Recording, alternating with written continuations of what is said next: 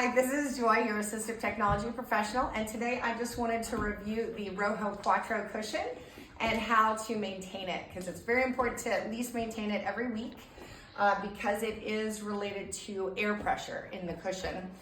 So this, you can see it has a lot of different air pockets, and we want that air pressure to match the pressure of the atmosphere where we are. So that will vary if you are going up a mountain or if the temperature changes. A great rule of thumb sometimes is just if your tires in your car need air pressure, that's definitely a reminder that you need to check the pressure on your cushion. This one is a Quattro, which means it has this valve that kind of blocks the air from flowing from side to side, and that creates some postural components. But let's go over how to maintain it. So there's a valve in the corner, and you just open that so it's just a lefty-loosey, and then you use your air pump, and if you lose your air pump, just contact your ATP and they should be able to get you another one.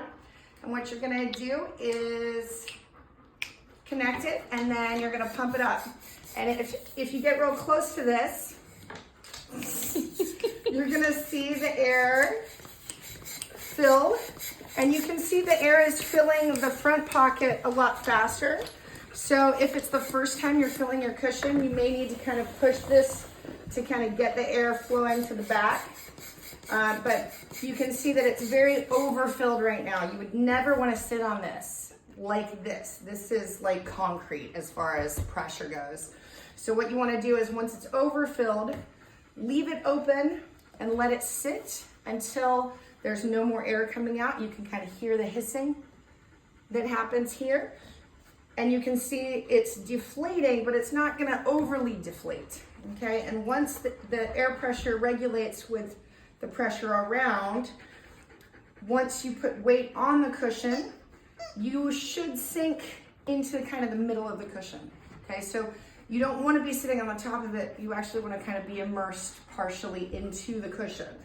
So still coming out a little bit. Typically you wanna wait a couple minutes. But now I'm gonna lock it, and once it's locked, then when you sit, you can see the air can slosh. So if you come in nice and close, if I put pressure on this corner, you can see that the air is blowing out on this side. Okay, so same thing here. If I push here, it's gonna go all the way out there.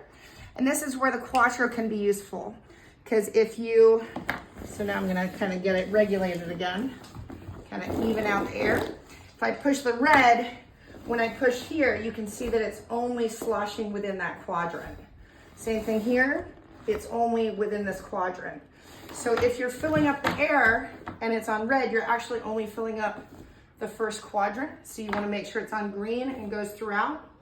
And then once you sit and get comfortable, then you can go ahead and lock it.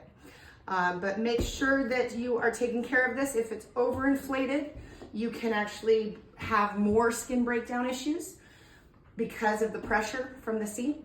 And if it's underinflated, you can bottom out and actually hit what's underneath it, which might be that metal seat pan.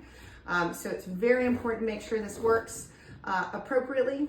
Same thing if you have cigarettes nearby or cat claws, things like that, it can puncture these. So if you have a hole in it, make sure to repair it. There should be a bike repair kit, kind of tire repair kit for you to use once, but you can also talk to your ATP about getting a replacement.